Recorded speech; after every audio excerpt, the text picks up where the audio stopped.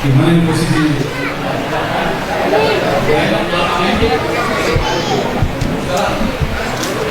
Pakai kursi dalam 60 tahun mereka.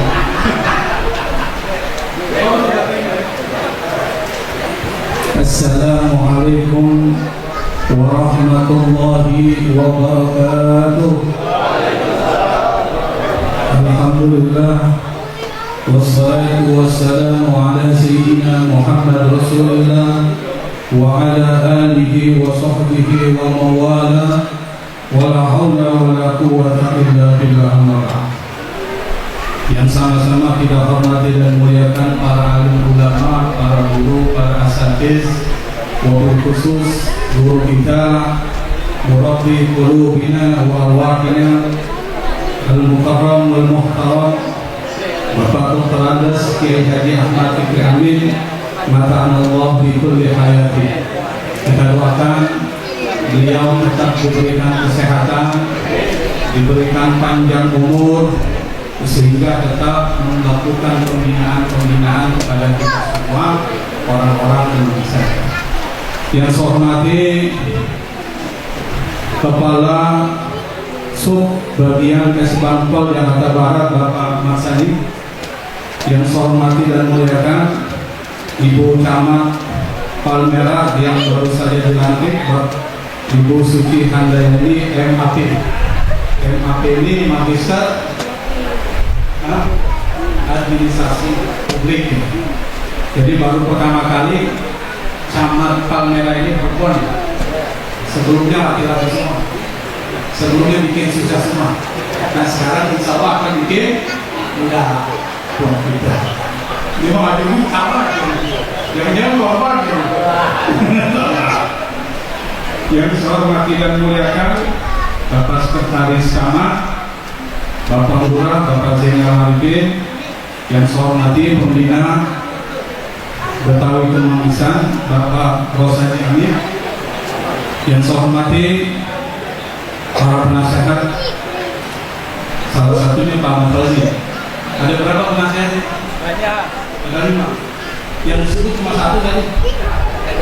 Ada Pak Haji Fahrudin ya. Yang saya hormati dan muliakan Ketua BK beserta jajarannya Bapak Alfiah Sarjana Ekologi, Ketua Panitia Bapak Haji Badri beserta seluruh yang telah berjasa mengatur acara ini. Kita doakan mereka semua diberikan kesehatan oleh Allah Subhanahu wa Ta'ala, diberkahi kehidupannya dan ditambahkan lagi istrinya. Itu. Jadi waktu ini gak enak ya. Tapi masih kurang katanya. Dia pengambilan kayaknya masih kurang. Saya ini diminta untuk misi tausiah. Saya ini bukan penceramah seperti penceramah lain.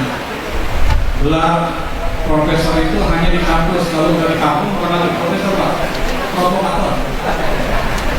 Makanya saya bingung nih para jemaat dan kawan-kawan datang, bisa isi ceramah tausiah. Mungkin kalau saya sampaikan tausiah, mungkin pada ngantuk semua ini. Kan biasanya kalau profesor ngasih materi itu suka ngantuk semua itu. Tapi bagaimanapun juga, karena saya orang Kemanggisan, darah Kemanggisan, mau tidak mau saya akan tetap membantu perkembangan dari organisasi Betawi Kemanggisan. Mungkin pertanyaan yang muncul adalah, jadi seperti kuliah nih Pak ya, nggak apa-apa nih, seperti kuliah kita tidak umum. Pertanyaannya adalah kenapa Nabi sukses membangun masyarakat lain, yang nanti pesan orang ini bisa kita tarik bagaimana kita buat Betawi Kemanggisan menjadi ormas yang sukses. Tentu salah satunya adalah kita meniru kepada Nabi Muhammad SAW.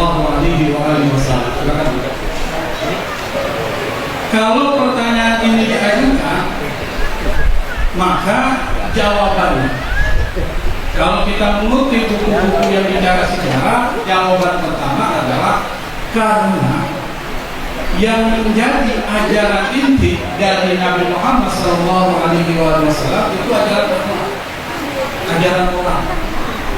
Jadi yang dibawa oleh Nabi Muhammad SAW itu persoalan moral, akhlak. Makanya Nabi pernah mengatakan, innama bu'istu liutammima makarim al-akhlaq. Ini pakai innama. Kalau kita belajar al-sawab namanya adatu fasrih. Dia membatasi. Maksudnya apa? Aku kata Nabi diutus tidak lain dan tidak bukan adalah untuk menyempurnakan akhlak, karakter. Karena itu maka heran kalau ayat-ayat Al-Quran yang diturunkan muaranya itu karakter building, pembentukan akhlak. Contoh, sholat yang kita laksanakan itu gerakan-gerakan sholat cuma simbol. Kalau itu tidak dilaksanakan tidak sah tidak, tapi itu simbol. Tapi muatan intinya adalah inna sholata tanha 'anil fahsya'i wal munkar. Sholat itu intinya Anda tercegah dari perbuatan buruk. Berarti kalau tercegah dari perbuatan buruk yang muncul perbuatan baik. Intinya. Sekarang puasa kita nahan lapar, nahan haus, dapat pahala enggak? Sah pahalanya, diterima enggak? Tentu. Lalu apa pesan moral dari puasa itu? Kita lihat di akhir ayat yang bicara puasa. Apa itu ayat yang terakhir? La'allakum tattaqun. Semoga kalian dengan puasa itu kalian menjadi orang yang bertakwa. Siapa orang bertakwa?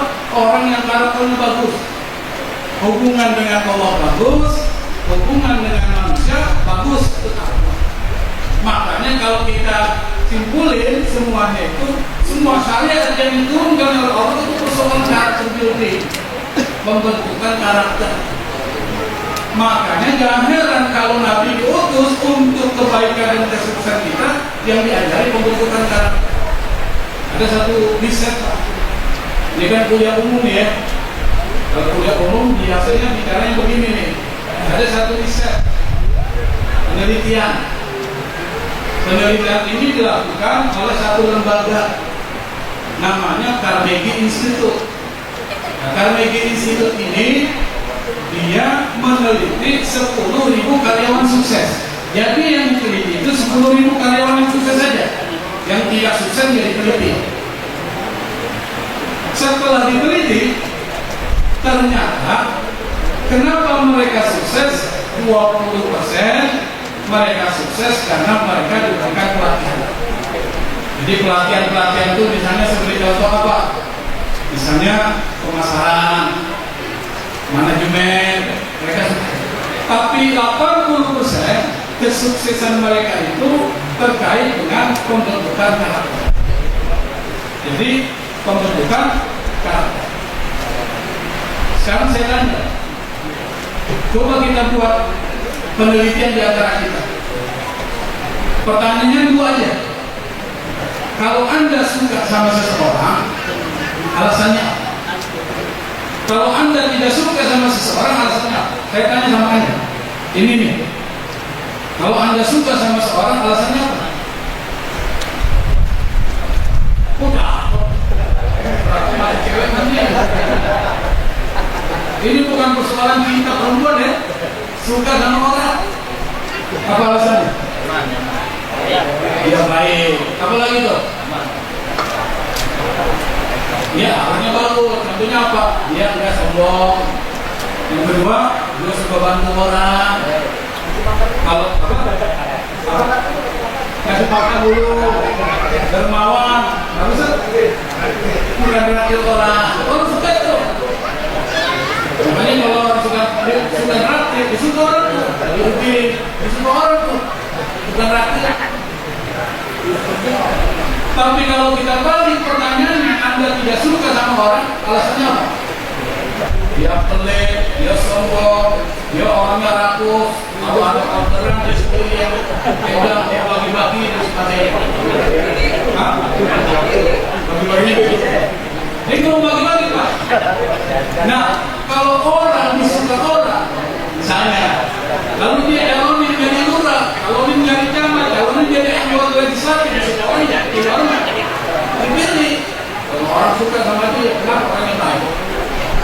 Tapi kalau orangnya nggak baik, nggak mungkin dipilih orang. Kenapa? Orang nggak suka sama dia.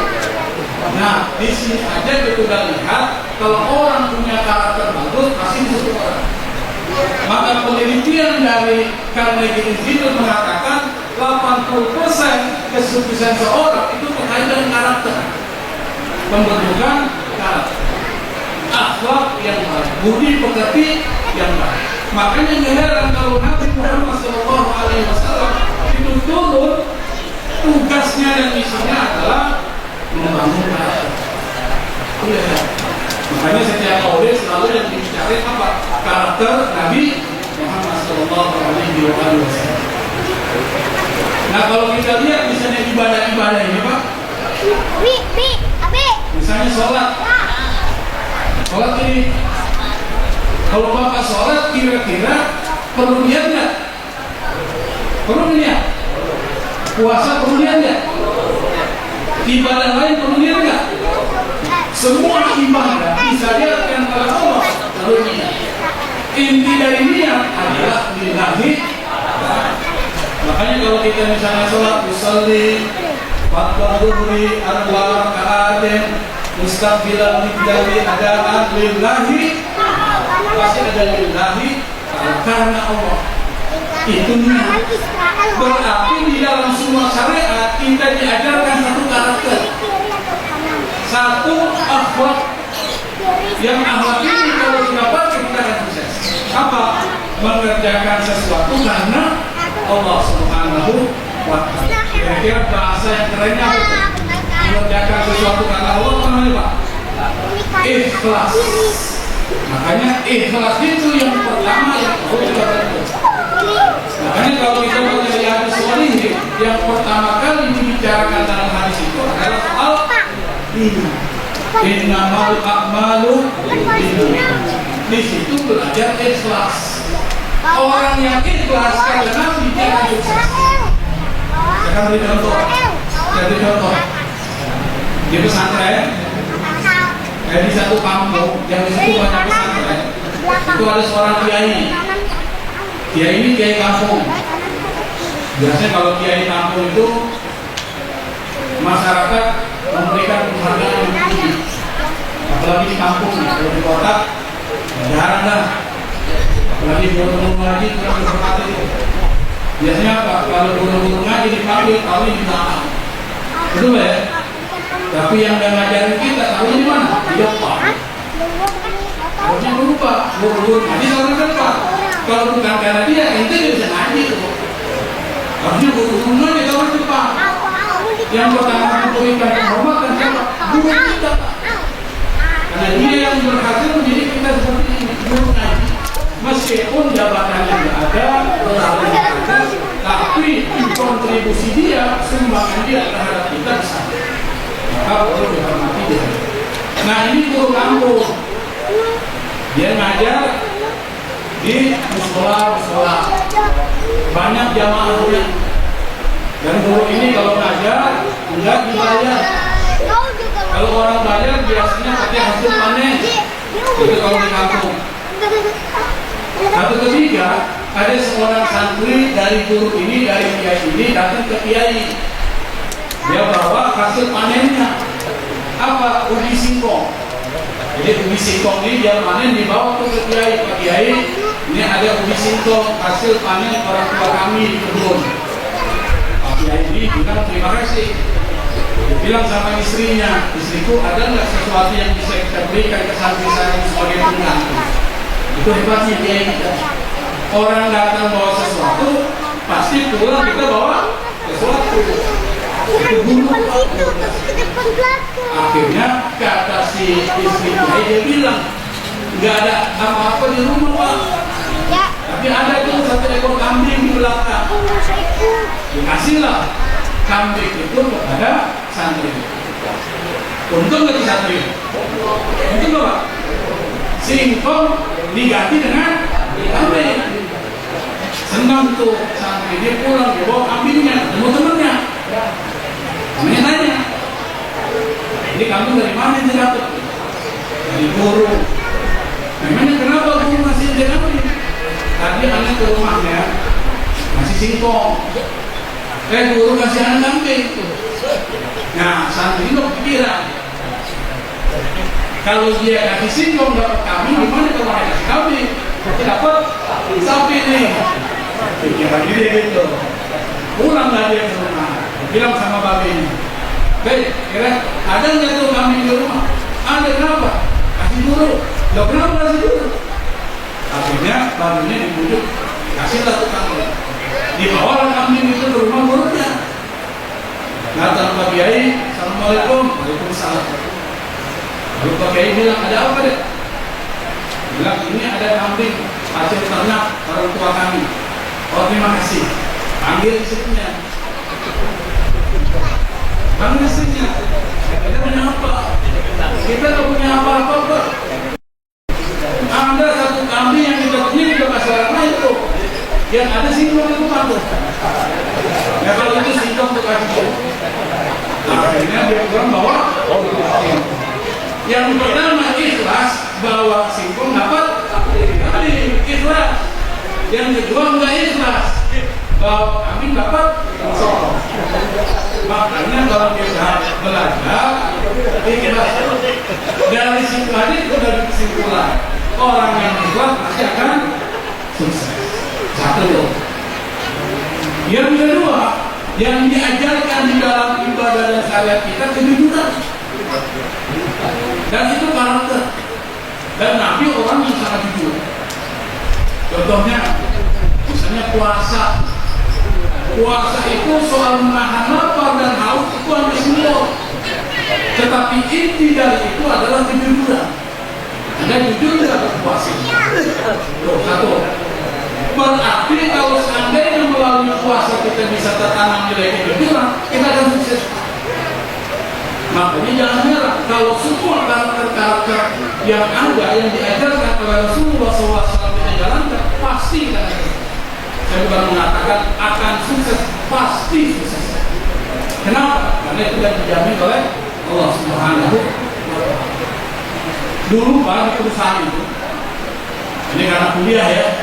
Contohnya perusahaan-perusahaan terus nih, apalagi nih badak apa BK Betawi, Indonesia Progresi. Pertama kali saya dengar BK, pikiran saya balai keselamatan. Tahu balai keselamatan? Punya orang Kristen, itu namanya BK juga. Jadi ada satu aliran dari Kristen namanya BK, Balai Keselamatan. Agamanya Kristen tapi kerjanya melayani masyarakat. Saya itu nanti kasih pikir boleh keselamatan ya. Kristen ini ternyata Betawi Kemanggisan. Luar biasa. Nah, saya baru 2 tahun di sini di Kemanggisan. Asli Kemanggisan saja. Lahir di Kemanggisan, masih di sini. Tapi tahun 99 saya kembali ke bersama di Sulawesi Tengah sampai 2022 dari tahun 99 sampai 2000. Kalau dengan pusat TV masih satu keluarga. Dari Kiai Haji Zaimin. Karena Kiai Haji Zaimin itu punya anak Kiai Haji Taisir, Kiai Haji Khalil. Kalau Kiai Haji Taisir, nanti anaknya banyak tuh. Salah satunya adalah cucunya saya dan Haji Sen, anak Haji Zakaria. Kalau dari Haji Khalil, tadinya kan salah satunya Ustaz. Ada juga tuh cucunya. Jadi ini kartu keluarga besar semua ini yang ada. Jadi kalau tanya Kemanggisan, hampir keluarga besar. Cuma kita nggak tahu karena kita orang Betawi itu tidak pernah belajar nasab, baik kan? Tapi kalau orang-orang Saudi memang belajarnya nasab, jadi tahu urutan. Kalau kita paling cuma 3 ke atas sudah, berarti lah. Dan nggak tahu lagi. Nggak tahu kalau mengajak ini tahu dan tidak tertib. Dari Hadisa ini nanti siapa? Isi nggak ke atasnya gelap semuanya. Bisa jadi kita keturunan Rasulullah juga, karena kita nggak tahu nasab ya. Kalau nggak keturunan Rasulullah, keturunan Nabi Adam lah, pasti itu. Jadi keturunan Nabi juga. Nah, ini satu perusahaan perusahaan. Kalau perusahaan kan bisnisnya selalu barengan, itu objektif, nggak bisa pakai subjektif. Di perusahaan ini sedang mencari direktur eksekutif. Karena apa? Karena yang punya perusahaan itu sudah capek, sudah tua, harus ada regenerasi. Sama dengan di sini, Ustadz ini sudah jarang, cuma bisa. Paling yang kita tahu saya pikir, kan saya tanya Ustadz mana lagi? Ada nggak? Ada.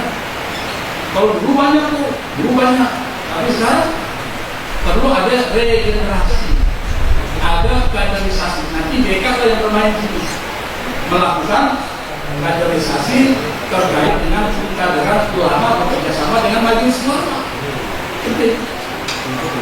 Jangan cuma ngurus-ngurus biasa, tapi harus bergerak ke depan. Dan ingat, bantuannya banyak Pak, di Pemprov itu banyak.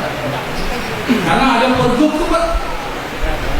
Dengan kita bantuan ke Pemprov nggak Pak? Nah, siapa main kan Pak? Kita ajarin nanti jalannya.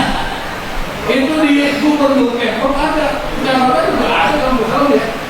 Lalu bantuan buat Thomas itu biasanya di Pemprov. Ada Pergub tahun 2023. Basnas, majelis ulama, organisasi, kami bermainkan ke sana supaya kegiatan-kegiatan terkait dengan keberadaan. Kenapa? Guru-guru kita sudah kurang. Nah, kembali ke perusahaan ini mencari siapa yang gantiin dia. Susahnya minta ampun, mencari pengganti susah. Kenapa? Yang pertama yang bertanggung jawab, yang kedua yang jujur, yang ketiga yang profesional. Susah. Oke, yang profesional bisa dilihat dari orang-orang yang kinerjanya bagus. Panggillah yang hebat-hebat. Jadi semua perusahaan itu yang dimiliki dipanggil yang hebat-hebat semua. Setelah yang hebat-hebat dipanggil, yang mau diuji adalah soal kejujuran. Berarti kejujuran penting nih menjadi leader, pemimpin. Kalau nggak jujur, korupsi Pak. Benar Pak? Makanya Islam mengajari kita kejujuran supaya kita jadi pejabat amanah, tidak korupsi. Nah, dicarilah, dibuatlah satu rencana yang banyak tahu, yang direktur yang punya perusahaan ini yang akan mencari pengganti dia. Semua karyawan yang profesional dipanggil. Kalau yang profesional dipanggil, apa diangkat? Dipanggil semuanya. Setelah mereka dipanggil, semua dikasih benih, biji untuk ditanam. Dikasih benih ini satu-satu semua. Direktur bilang, ini benih, silakan kalian tanam. Nanti 1 bulan berikutnya kalian buat laporan. Nanti kalau benih itu sudah jadi pohon, kalian membuat laporan sendiri. Ini kata direktur. Masing-masing orang yang diberikan benih, dia bawa benihnya ke rumah, dia tanam. Dia tanam semua. 1 bulan, mereka saling bercerita kalau benihnya tumbuh. Tapi ada satu namanya Agus. Ada yang namanya Agus ini. Gak ada banyak. Gak ada.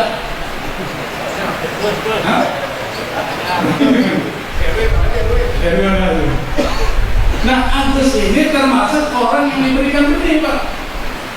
Tetapi benih dia itu tidak tumbuh sampai 1 bulan, 2 bulan, sampai terakhir deadline-nya, batas akhirnya membuat laporan kepada direktur, tetap itu benihnya nggak tumbuh-tumbuh. Dia bilang sama istrinya, gimana nih? Benih yang diberikan kepada direktur nggak tumbuh-tumbuh. Apa perlu saya datang melapor? Yang lain cerita kalau benihnya tumbuh semua. Cerita semua, menceritakan pohon-pohon yang luar biasa indah. Akhirnya hari-harinya mereka melapor kepada direktur. Pak Direktur, ini semua sudah kami lakukan dan semuanya tumbuh dengan baik. Semua benih yang Pak Direktur berikan kepada kami. Tapi ada satu, mohon maaf Pak Direktur, saya ini nggak bisa melaporkan perkembangan. Kenapa? Benih yang saya tanam nggak tumbuh. Akhirnya Pak Direktur bilang, dia tersenyum, dia tersenyum. Dia sudah setuju. Sekarang saya sudah menemukan siapa yang akan menjadi pengganti saya. Yang menjadi pengganti saya adalah si Agus ini. Kaget semuanya, Pak. Kenapa semuanya kaget? Karena ternyata yang tidak tumbuh yang diangkat sebagai pengganti dia. Akhirnya Pak Direktur beri alasan. Kenapa saya mengatakan si Agus ini akan jadi direktur? Karena dia jujur. Dia mengatakan yang sebenarnya. Kalian tahu, benih-benih yang kami berikan kepada kalian sudah saya rebus semua. Dan nggak mungkin akan tumbuh. Bisa nggak kalau benih direbus dan tumbuh? Bisa nggak? Nggak ada yang tumbuh. Nah sekarang kalian buat laporan palsu semua itu. Kenapa? Nggak mungkin benih yang sudah direbus dalam keadaan matang itu bisa tumbuh pohon. Kalian cerita tentang tumbuhan kalian berbohong. Tapi Agus dia telah diri. Maka semua jabatan saya dialah yang akan menggantikan karena kejujuran. Makanya Nabi mengatakan alaika bisidqi, hendaklah kalian berpegang teguh kepada kejujuran. Fa inna sidqa yahdi ilal birri, karena kejujuran mengantarkan kepada kebaikan. Wa innal birra yahdi ilal jannah, dan kejujuran kebaikan itu mengantarkan ke surga. Ujung-ujungnya surga. Itu sukses terbesar bagi umat Islam adalah masuk surga.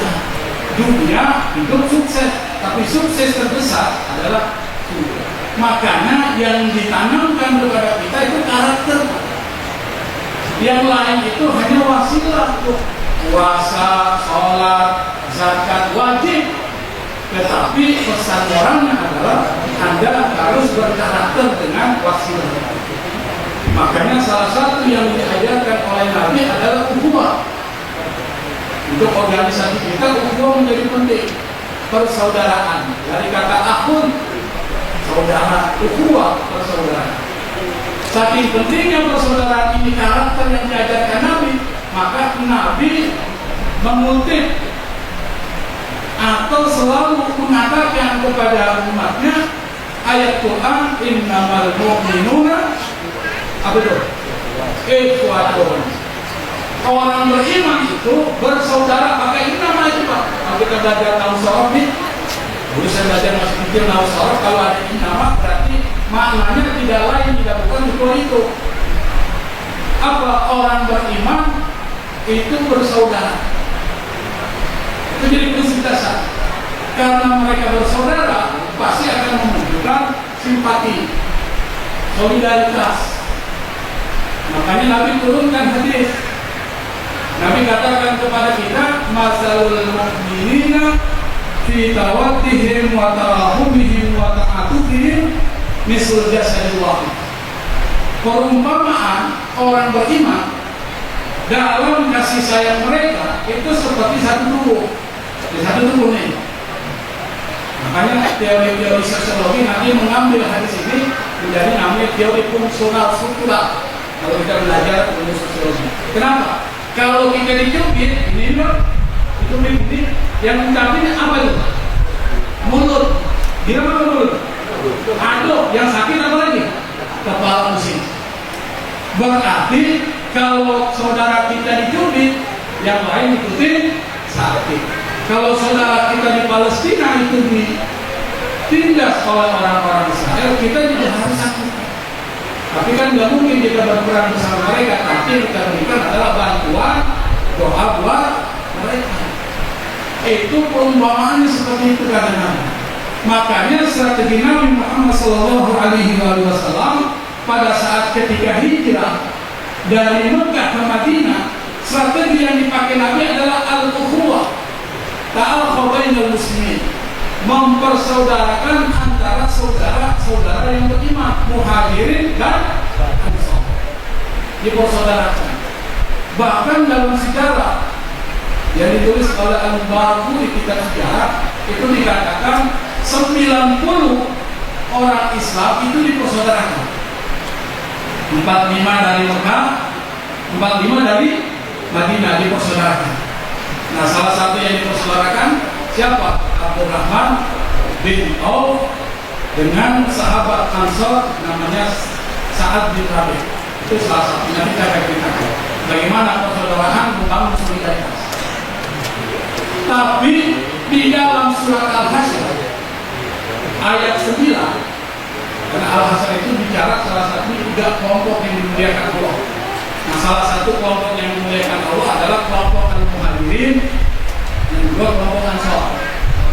Al-Muhajirin disebutkan Allah dalam Al-Quran, ulaika humus shadiqun. Mereka itu orang yang imannya kuat, orang yang benar-benar imannya kuat.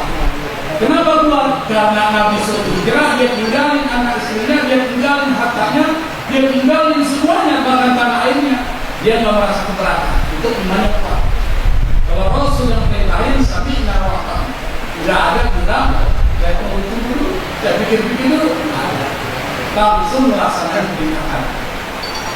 Maka dari Muhajirin tinggalkan kekayaannya, mereka hidupnya menderita. Bahkan ada di dalam riwayat diceritain seorang Muhajirin datang ke Nabi, ya Rasul, kami ini belum makan, kami ini kelaparan. Apa kata Nabi? Tunggu sebentar. Saya tanya ke istri-istri saya, kira-kira ada nggak makanan yang bisa diberikan kepada kami? Ternyata semua istri Nabi yang ditanya tidak ada satu pun makanan, Pak. Berarti Nabi misi nggak, Pak? Misi nggak? Mesti. Itulah kaum pemimpin. Kenapa? Bayangkan, Nabi yang mempunyai kekayaan dunia. Kalau seandainya Nabi minta kepada Allah, belum menjadikan emas, pasti akan berikan. Tapi Nabi nggak mau. Karena Nabi contoh. Akhirnya Nabi bilang kepada para sahabat, siapa di antara kalian yang mau menjamu orang ini? Ada seorang sahabat dari Ansor, dia bilang, saya ya Rasul. Akhirnya tamu Rasulullah ini dibawa ke rumahnya untuk dijamu makanan. Sampai di rumah, sang suami ini tanya sama istrinya, dia tanya sama istrinya, ada nggak makanan yang bisa kita siapkan buat mereka ini? Apa kata istrinya? Wahai suamiku, ada makanan tapi buat anak kita doang. Apa dia bilang? Siapkan dulu makanan itu, lalu kemudian nyalakan lampu kita. Nanti kalau anak kita minta makan, kok tidurin saja mereka. Bayangkan. Setelah selesai itu, disiapin makanan, lampu dinyalain, tiba-tiba mereka pura-pura matiin itu lampu. Matilah lampu itu, tamu Rasulullah itu makan dengan lahap. Dan mereka pura-pura makan. Padahal mereka nggak makan, dia pura-pura makan. Setelah selesai, tamu itu pulang, kedua suami istri tidur dalam keadaan bisa bayangkan bagaimana persaudaraan. Besok paginya Rasulullah SAW tersenyum melihat suami istri. Apa kata Nabi? Allah takjub dengan apa yang kalian lakukan semua. Allah takjub. Kalau Allah takjub gimana? Allah kagum dengan apa yang kalian lakukan semua. Maka turunlah ayat surat Al-Hasyr ayat 9. وَالَّذِينَ تَبَوَّأُوا الدَّارَ وَالْإِيمَانَ مِنْ قَبْلِهِمْ يُحِبُّونَ مَنْ هَاجَرَ إِلَيْهِمْ وَلَا يَجِدُونَ فِي صُدُورِهِمْ حَاجَةً مِّمَّا أُوتُوا وَيُؤْثِرُونَ عَلَى أَنفُسِهِمْ وَلَوْ كَانَ بِهِمْ خَصَاصَةٌ وَمَن يُوقَ شُحَّ نَفْسِهِ فَأُولَٰئِكَ هُمُ الْمُفْلِحُونَ. Artinya garis sendiri. Nah, dia buka tuh surat Al-Hasyr ayat 9. Garis sendiri dia belajar. Di situ diceritakan orang-orang Ansor, mereka mencintai orang-orang Muhajirin dan mengutamakan mereka ketimbang dirinya sendiri meskipun mereka kekurangan. Mereka inilah kata Allah, ulaika humul muflihun. Mereka inilah orang-orang sukses. Kenapa? Wa may yuqa shuhha nafsihi fa ulaika humul muflihun. Orang yang terjaga dari sifat kikir, ya. Berarti di sini persaudaraan mengantarkan pada solidaritas. Solidaritas menunjukkan empati dan simpati. Empati dan simpati menunjukkan saling memberikan bantuan. Kalau saudara kita susah, bantu. Itu sama persaudaraan. Salah satu yang dipersaudarakan adalah siapa? Abdurrahman bin Auf dengan Sa'ad bin Abi. Saya cerita nih, ini orang hebat Pak. Ini Abdurrahman bin Auf sebelum meninggal, beliau harta kekayaannya Pak itu 72.000 triliun. Bapak kenal Elon Musk? Kenal nggak? Siapa Elon Musk? Siapa? Tahu doang sih. Siapa Elon Musk? Orang kaya yang punya Starlink. Ini kalau kita baca di pelanggan harus baca perkembangan seperti ini. Elon Musk yang punya Starlink, orang kaya itu hartanya sampai 27.000 sampai 30 triliun. Itu dianggap orang paling kaya. Tapi kekayaan dia kalah dengan Abdurrahman bin Auf 72.000 triliun. Sementara Utsman bin Affan kekayaannya 50.000 triliun. Di dalam sejarah kita nggak bayangkan betapa kayanya orang. Nah, Abdurrahman bin Auf sebelum datang ke Madinah, dia tinggalkan hartanya itu. Dia orang miskin di Madinah. Sampai di Madinah, dia dipersaudarakan dengan sahabat Nabi dari Ansar namanya Sa'ad bin Rabi. Sa'ad bin Rabi orang kaya. Rasulullah cerita orang kaya dipersaudarakan dengan orang kaya. Kalau ngomong nyambung. Kalau orang kaya dipersaudarakan orang miskin, gak nyambung Pak. Yang satu ngomong ngeluh terus susah tuh. Tapi kalau orang kaya nyambung tuh. Nah, setelah dipersaudarakan, apa kata Sa'ad bin Rabi? Ya Abdurrahman, saya ini termasuk orang Ansor yang kaya, yang punya harta banyak.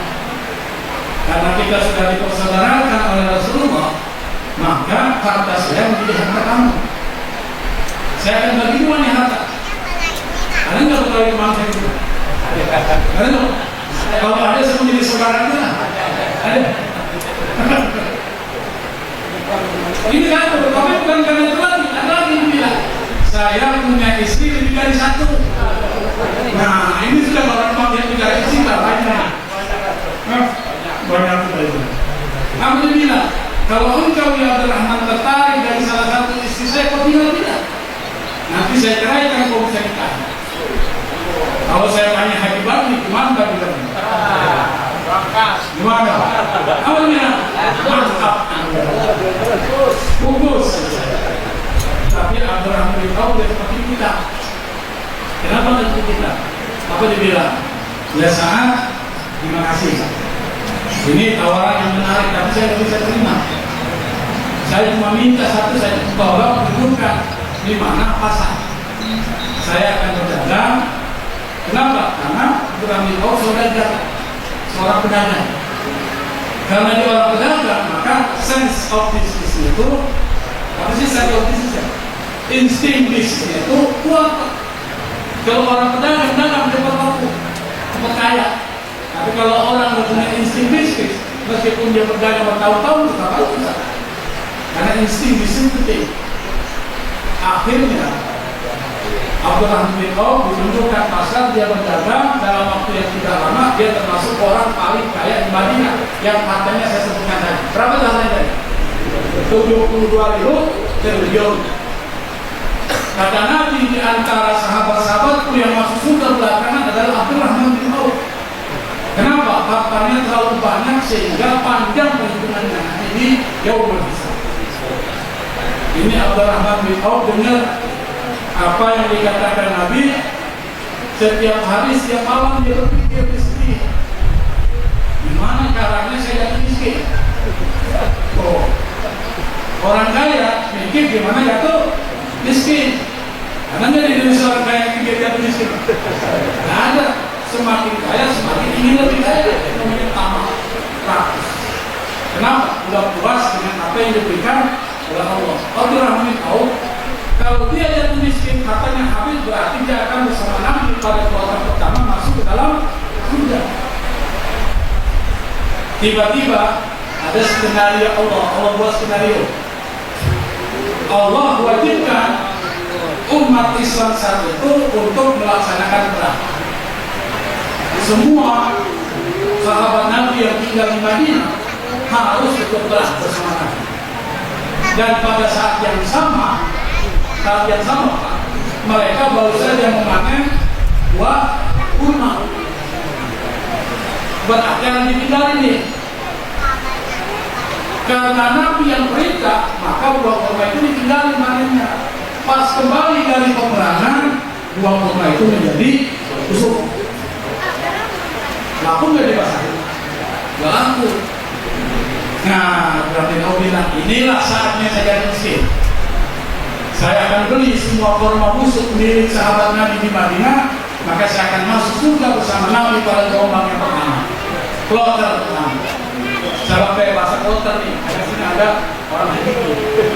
Kelompok terbang pertama. Akhirnya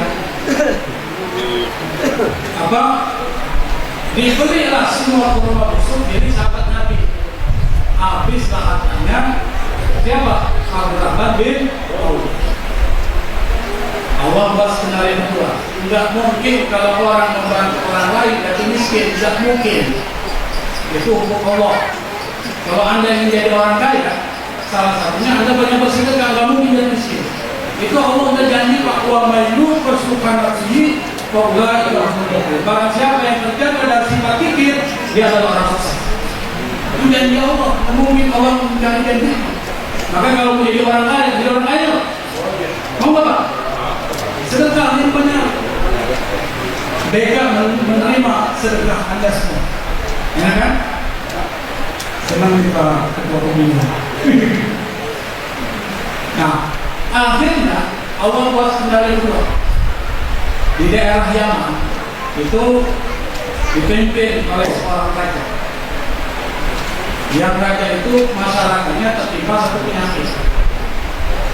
Penyakit ini mewabah. Hampir sebagian besar rakyatnya kena penyakit. Seperti virus COVID 2 tahun yang lalu. Seperti itu, hampir sebagian besar. Dan kata tabib, raja tersebut mengatakan bahwa obatnya cuma satu, korupsi. Bisa bayangkan.